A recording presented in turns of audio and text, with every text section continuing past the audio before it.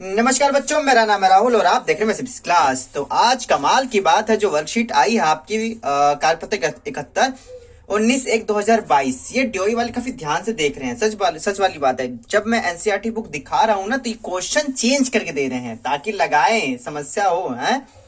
ठीक है, अभी देखते हैं इन्होंने आज क्या क्या चेंजेस करके दे रखे हैं, कौन सी चीज मिल रही है, कौन सी चीज नहीं मिल रही है। मेरे पास बुक है, दिखाता हूं। ठोस आकृतिक संयोजन का आयतन यहाँ पे दिया गया है। बस 2 ही ठोस से आपके वाले पढ़ना है, 3 वाला आपके बार नहीं पढ़ना है, जैसे कि आपके सिलेबस में दिया गया था, मैंने पिछली वीडियो में दिखाई थी। ठीक, जो उदाहरण 1 है वो काफी सिंपल दे दिया गया है, जिसे आप आसानी से कर सकते हैं। एक बेलनाकार टंकी 80 सेंटीमीटर की ऊंचाई है, 80 सेंटीमीटर की ऊंचाई है। ठीक है, इसके ऊपर समान आधार वाले 40 सेंटीमीटर ऊंचा एक शंकु है, तो ये इतना, और यहाँ पे इन्होंने 40 सेंटीमीटर दे रखा है। ठीक है, टंकी के आधार त्रिज्या 30 सेंटीमीटर है, तो ठीक है, ये जो दे रखी है 30 है आपकी, नीचे भी 30, ऊपर भी 30 यहाँ पे दे रखी है। इस टंकी में कितने लीटर पानी आ सकता है, तो एक घन मीटर क्यूब बराबर आपका दे रखा है 1000 लीटर। ठीक है, तो यहाँ पे बेलन का आयतन, शंकु का आयतन साथ के साथ निकाल लेंगे। बेलन का आयतन, शंकु का आयतन दोनों निकाल लेंगे। ठीक है, क्योंकि धारिता पूछी है।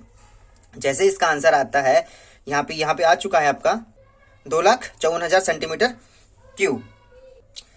और क्वेश्चन में दिया गया था 1 घन मीटर बराबर, तो सेंटीमीटर को मीटर में चेंज कर लेते हैं। ठीक है, टंकी की धारिता ज्ञात करने के लिए 1 घन मीटर बराबर यहाँ पे 1 घन मीटर बराबर दे दिया गया है 1000 लीटर। ठीक है, तो यहाँ पे अच्छा इन्होंने सेंटीमीटर को चेंज के लिए, आप दोनों हिसाब से लगा सकते हैं, सेंटीमीटर को मीटर में चेंज करके मीटर को सेंटीमीटर में, कोई दिक्कत की बात नहीं है। अगर इसको आपको मीटर में चेंज करना होता तो बटे में आपका हमेशा 1/10 गुणे 1/10 गुणे 1/10। ठीक, सेंटीमीटर, 1 सेंटीमीटर बराबर सेंटीमीटर का 1 मीटर बराबर 100 सेंटीमीटर। ठीक है, अगर सेंटीमीटर को अगर आपको मीटर में चेंज करना होता तो आपका 1/100 से मल्टीप्लाई करते, 1/100 मल्टीप्लाई 1/100 से मल्टीप्लाई कर देते, तो ये आपका ये मीटर में बदल जाता। तो ठीक है, तो कोई बात नहीं, इन्होंने वैसे कर रखा है, इस प्रकार कर लो, कोई दिक्कत की बात नहीं है। जैसे इन्होंने चेंज करने के बाद फिर 1000 लीटर से आपने डिवाइड दे देना है, तो आपका 254 लीटर आ जाएगा। वैसे भी आ जाएगा इस वाले में आपका। ये सवाल आपका बिल्कुल सिंपल था। उदाहरण नंबर 2 पे चलते हैं। एक कलमदान एक घनाभ के आकार की एक लकड़ी के बना है, जिसमें कलम रखने के लिए 5 शंक्वाकार गड्ढे बने हैं। घनाभ की विमाएं 18 सेंटीमीटर, 5 सेंटीमीटर, 2.5 सेंटीमीटर है। प्रत्येक गड्ढे की त्रिज्या 0.5 सेंटीमीटर है और गहराई 1.4 सेंटीमीटर है। पूरे कलमदान की लकड़ी का आयतन ज्ञात कीजिए। तो प्यारे बच्चों, ये दिखाना चाहता हूं आपको, जो उदाहरण नंबर 2 है वो देखिए, यहां से सेम टू सेम मिलता हुआ है, लेकिन डीओई ने आपकी बार इनके चेंज कर दी। क्या? डिजिट चेंज कर दी है। एक कलमदान घनाभ के आकार की एक लकड़ी के बना है, जिसकी कलम रखने के लिए एक 4 शंक्वाकार गड्ढे बने हैं। इसमें 4 बने हैं, 15, 10 और 3.5 सेंटीमीटर का है उसका लंबाई, चौड़ाई, ऊंचाई सॉरी। प्रत्येक गड्ढे की त्रिज्या 3.5 सेंटीमीटर और गहराई 1.4 सेंटीमीटर। पूरे कलमदान का लकड़ी का आयतन ज्ञात करना है। तो ये आपका सेम टू सेम है, लेकिन यहाँ पे उन्होंने 15 जगह 18, 10 की जगह 5 और 3.5 जगह 2.5 ले रखा है प्यारे बच्चों। ठीक है, ये एनसीईआरटी का है। लोग बच्चे कहते हैं एनसीईआरटी, इस वजह से एनसीईआरटी क्वेश्चन लगाते रहिए, डिजिट चेंज करके सेम क्वेश्चन दे सकते हैं। ठीक है, तो ये भी आप आसानी से लगा ही लेंगे। अब अपने मेन क्वेश्चन पे आते हैं जो हमें लगाने हैं। और इसमें भी कमाल की ये बात है, डीओई ने वर्ष जो 71 चल रही है, इसमें भी चेंजेस करके दे रखे हैं। एक गुलाब जामुन में उसके आयतन की लगभग 30% चाशनी होती है। तो आपको ये दिखाऊं तो ये देखो, ये रहा। ठीक है, इंपॉर्टेंट क्वेश्चन, स्टार्टिंग से इंपॉर्टेंट क्वेश्चन चलता हुआ आ रहा है और आज भी इंपॉर्टेंट है ये। एक गुलाब जामुन में, लेकिन वर्कशीट का जो इसमें क्वेश्चन थोड़ा सा चेंज है। ठीक है, इसके आयतन में लगभग 30% चीनी की चाशनी होती है। 45 गुलाब जामुन में लगभग कितनी चाशनी होगी यदि प्रत्येक गुलाब जामुन एक बेलनाकार के आकार का है, जिसके दोनों सिरे अर्धगोलाकार हैं तथा इसकी लंबाई 5 सेंटीमीटर और व्यास 2.8 सेंटीमीटर है, तो क्या होगा? ठीक है, तो ये इन्होंने तीसरा तो दिखा दिया। अब यहाँ पे देखने हैं, सेम तक यहाँ तक तो सेम है, लेकिन तेजिंदर, यहाँ पे खरीदने वाले बंदर का नाम तेजिंदर, मतलब बंदे का नाम तेजिंदर है, ने 28 गुलाब जामुन, उस वाले में 45 गुलाब जामुन थे, यहाँ पे 28 गुलाब जामुन है। खरीदे, प्रत्येक गुलाब जामुन एक बेलन के आकार का है, जिसके दोनों सिरों अर्धगोलाकार है तथा लंबाई 5.6 सॉरी सेंटीमीटर और व्यास 1.4 सेंटीमीटर है। तेजिंदर को गुलाब जामुन में कितनी चाशनी मिलेगी या कितनी चाशनी मिली। ठीक है, तो ये सवाल है। तो इस सवाल को भी काफी आसान ही है, लेकिन इसमें थोड़ी सी कैलकुलेशन ज्यादा है। ठीक है प्यारे बच्चों, इस प्रकार से आपका गुलाब जामुन हमने बना लिया। ठीक है, गुलाब जामुन की जो पूरी लंबाई है 5.6 दे रखी है। ठीक है, तो जो इसकी इतनी लंबाई हो जाएगी, जो ये 4.2 हो जाएगी, क्योंकि यहाँ से जो है आपकी लंबाई एक मतलब 1.4/2 यहाँ से घटा देंगे और यहाँ से भी 1.4/2 यहाँ से घटा देंगे, क्योंकि 5.6 में से यहाँ से लेके यहाँ तक की, और यहाँ तो इतना तो घटाना है, क्योंकि आपको यहाँ पे बेलन की ऊंचाई अलग से निकालनी है।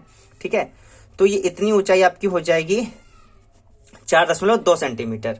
और त्रिज्या देखो, जो व्यास दे रखा है 1.4, तो दोनों की जो त्रिज्या होगी 1.4/2 दोनों की त्रिज्या होगी।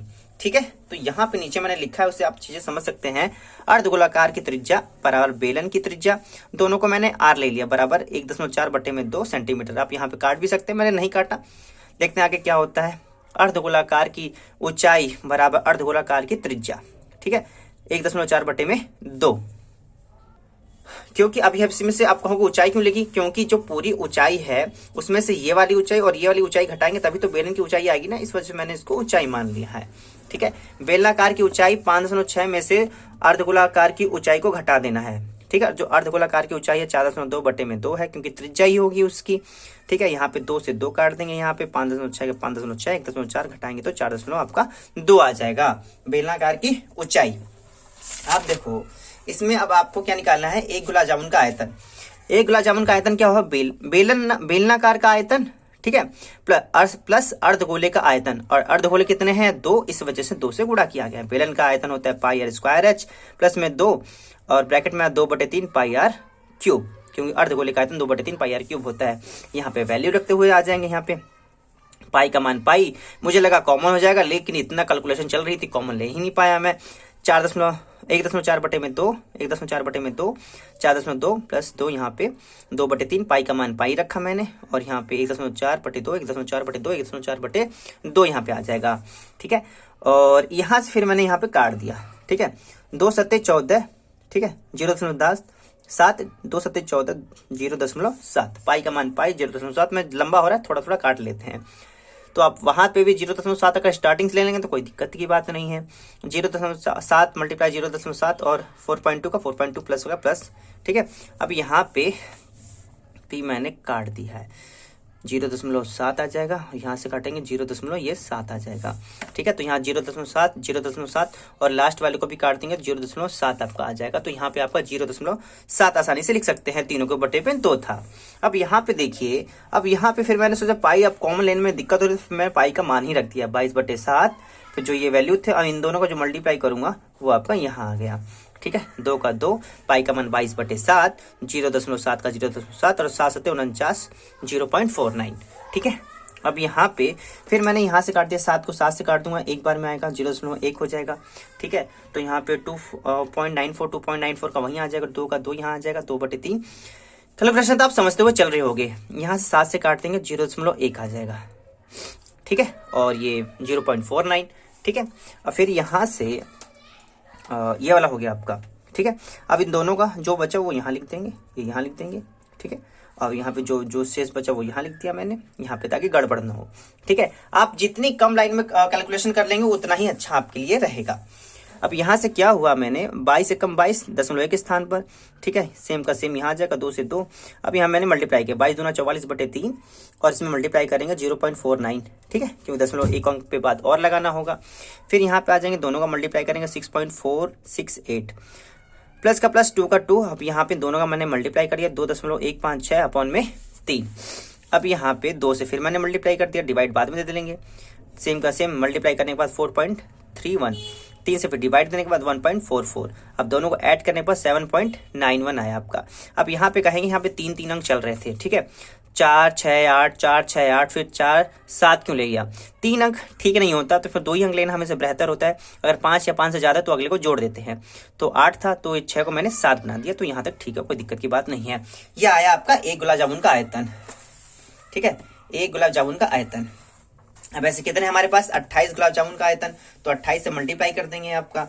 फिर चीनी की चाशनी का आयतन कितना है, 30% चीनी की चाशनी थी, 28 गुलाब जामुन का आयतन और 30% निकाल देंगे।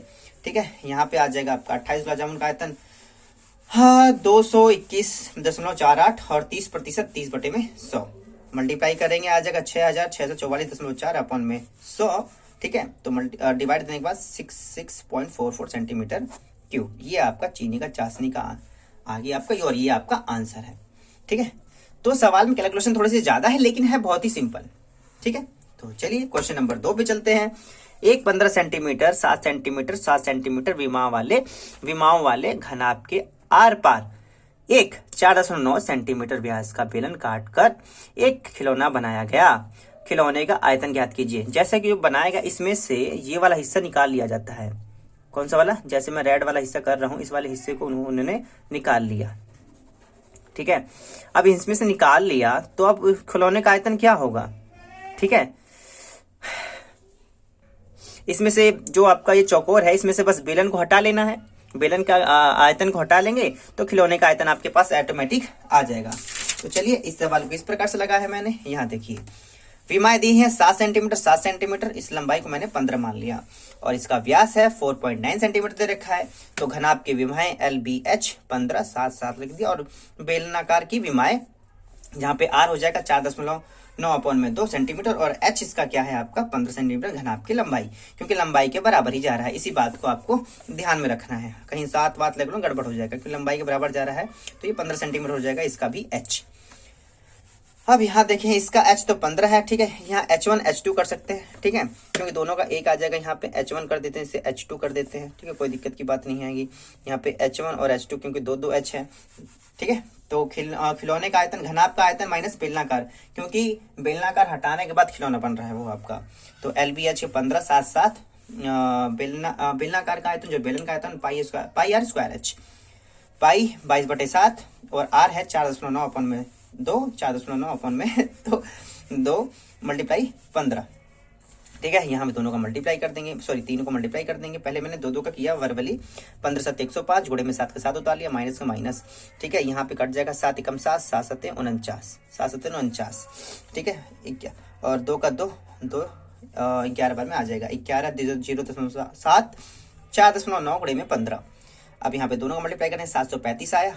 ठीक है, अब इन दोनों का 11 7 77 और 49 में 15 गुणा करेंगे 73.5 हो जाएगा। अब 735 का 735 हम दोनों का मल्टीप्लाई करेंगे 565.95। अब 735 में से इसको घटा देंगे तो आ जाएगा 169.05 सेंटीमीटर क्यूब। यही आपका खिलौने का आयतन है। ठीक, यहाँ पे आपका समाप्त हो गया। हाँ, ये वर्कशीट थोड़ी सी लंबी थी, उम्मीद है चीजें आपको समझ में आई होंगी। ये वर्कशीट में कैसे कैसे आया है ये भी आपको समझ में आ गया कि एनसीईआरटी क्वेश्चन लगाना कितना जरूरी है। क्वेश्चन सेम होंगे, डीजीटी बदल जाएगी और आपको लगेगा कि नया सवाल है। बिल्कुल नया सवाल बिल्कुल नहीं होता। मैं सीबीएसई क्लास की इस वीडियो को देखने के लिए धन्यवाद। तब तक के लिए जय हिंद, जय भारत।